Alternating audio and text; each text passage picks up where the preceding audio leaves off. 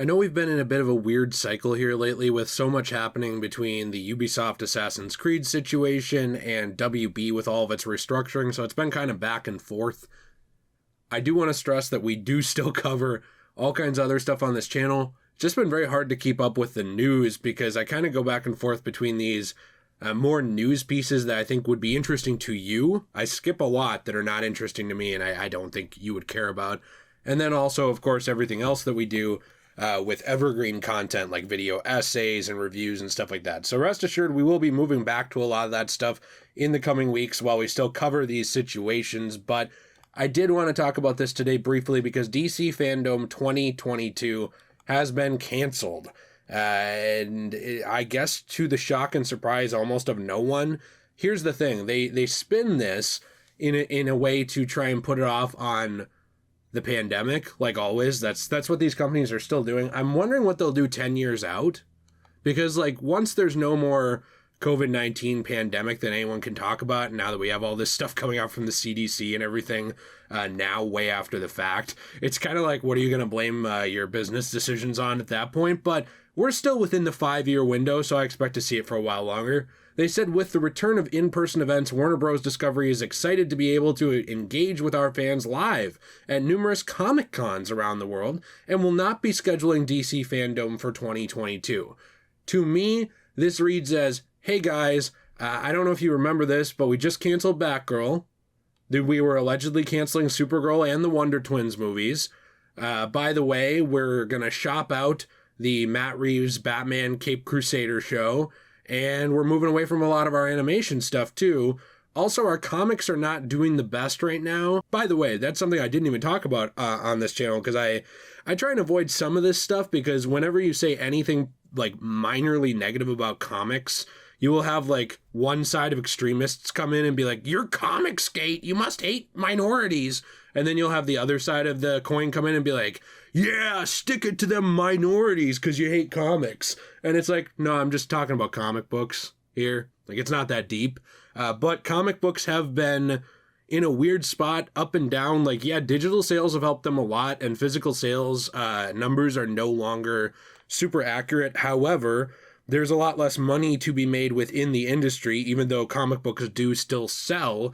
And there's a lot of comic book series right now carrying other ones. So because of that, there were a lot of reports coming out that essentially DC Comics itself, they've kind of turned their eye to that with the WB Discovery merger, and they're kind of looking at some of these titles and being like, why aren't these profitable?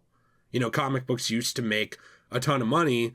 Why are they not now? Now, there's a lot of reasons to that this video is not about. Obviously, there is the whole fact that comic books have not been replaced by, but they have been financially surpassed massively by blockbuster movies based off of them. So obviously there's a lot of people who get their itch scratched there, along with a lot of general consumers that come into that side. And then of course there is the fact that comic books themselves have been a political hotbed of like discussion and argument for a while, where there's like people putting their political views into the comics, other people who aren't happy with that, other people who point out that that's always been the case, and then, you know, everything's politicized now, right? That's just the world we live in, especially in America.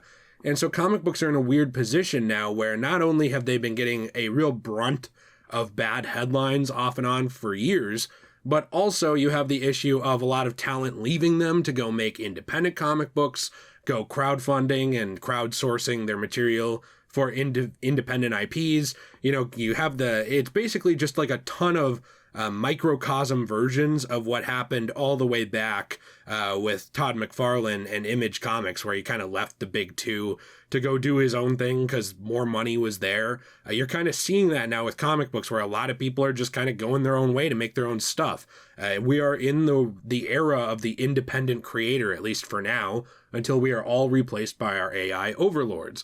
So, because of that happening, because of up and downs in the comic book industry and all of these cancellations, reportedly, WB Discovery is now kind of looking at comic books as well And while they're at it, they're already slashing all these movies. They're kind of looking at getting rid of some stuff as well with that and kind of restructuring some of their comic book industry stuff. It will be interesting to see what happens with that. People have been saying for years that this would happen. Other people have been mad and calling them racist. That's really a thing that's been happening when people say that. But there are certain books that just don't sell at all, and there are a lot of people floating those books, whether people like that or not. And then again, there's a lot of books doing really well right now. Like, for example, there's some really good stuff going on with Harley Quinn, has been for a few years, that I think is really awesome in comics. So, and a lot of people don't check that out. It's just kind of a shame. I'm still sitting around, not to make this about only comic books, I'm still sitting around waiting to see my boy The Question come back. So, or even the Renee Montoya version of The Question, and see some more with those types of characters in their own title instead of just popping up once in a while. But you have a lot of people unsatisfied with that. You have a lot of people that have been dissatisfied with the DCEU and have made it very, very clear. The old management at WB also had said basically that whole thing we covered with being unhappy with having released the Snyderverse and almost feeling like they were digging their own figurative grave by doing it. So it's just been a mess with all these cancellations, with possibly turning a little bit of an axe towards the comic book industry. And then, of course, with all the outrage around all these things on both sides and everything being turned into a politics argument. It's a weird position for WB to be in, but why have DC Fandome if you canceled everything? I mean, that's just a genuine question. Like, if you go out there, you cancel all your projects, why would you have a show talking about your projects that no longer exist? Like, this was a pretty much writing on the wall, obvious thing to happen. And I think that with all of the looking at comic books and possible restructuring, I highly doubt that they want to get egg on their face again, because every time you go to the theater, a lot of the times, well, not every time, but a lot of times I went in 2022, there was this whole pre-movie thing where they would do a trailer for DC movies in 2022, and it would have all these different movies on it, and like they're being pushed back, canceled, removed, yanked around, everything under the sun. And it's like now the only one happening in 2022 is basically Black Adam.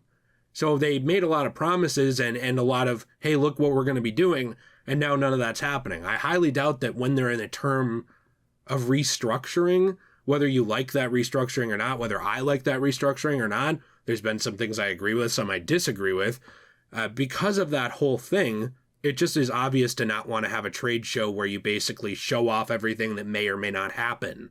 That's just not something you want to do. You don't send door-to-door salesmen to houses saying, hey, I have this thing, you want to pre-order it, when you might not be able to release it later on. Well, I guess you do if you're the video game industry, because they constantly cancel versions of games.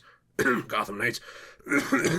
But, in most industries, you don't want to do that sort of thing. You don't want to promise to people something that you might not be able to deliver. So I'm interested to kind of hear what you think about this as a closing thought and a final little oomph to add into this. There's a lot of weird restructuring with the DCEU itself. There have been rumors that the delay in Aquaman is to push more Ben Affleck Batman and to remove the Amber Heard scenes and actually possibly replace her.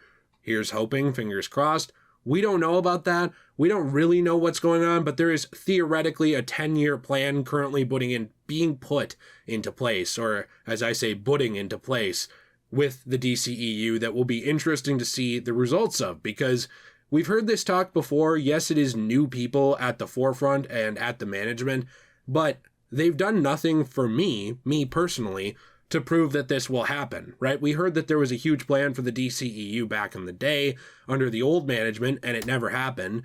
I'm willing to give certain things a chance, wait and see what happens, but until it's proven to me and shown that there's new plans, that the comic books are going to sort of not return to form, but be streamlined in a good way, not in just a let's cancel anything that's like minorly not the most profitable thing ever way, or until we see this actual plan being put into place with the movies instead of just being told it. I'm skeptical on it because, show me. Don't tell me. Just show me. So I'm waiting to see what happens with that, and I'm interested to hear your thoughts down below. What do you think about the whole situation with DC Comics itself? I think there's sadly a lot of characters that are underutilized, especially a lot of the female characters I've noticed, like Hawk Girl, The Question, both versions of The Question. But the Renee Montoya one was always kind of, I don't know, I don't want to say not good, but not marketed. There wasn't enough done with her. There's a lot of characters and versions of characters that I think they could do more with. Right now, it seems like the only romance to me being written well in DC Comics is Harley and Ivy, and even that is all over the place, and I won't be surprised when they pull it out from under me and make it bad or something and ruin it. I guess I'm a little, I don't know, a little disenfranchised with these franchises.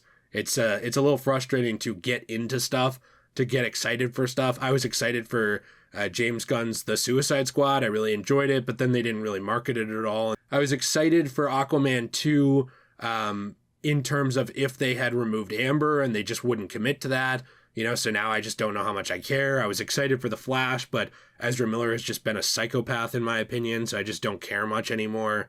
I was excited for DC Comics coming off of Doomsday Clock. I was one of the people who actually really liked Jeff Johns' take on that. I really liked a lot of the story there, but then it just went a bunch of random directions and couldn't commit to anything after that. So I guess, to be honest, as much as I love these characters, I'm having a hard time caring that much about any of this. Have a fantastic day, and as always, everyone, stay shway.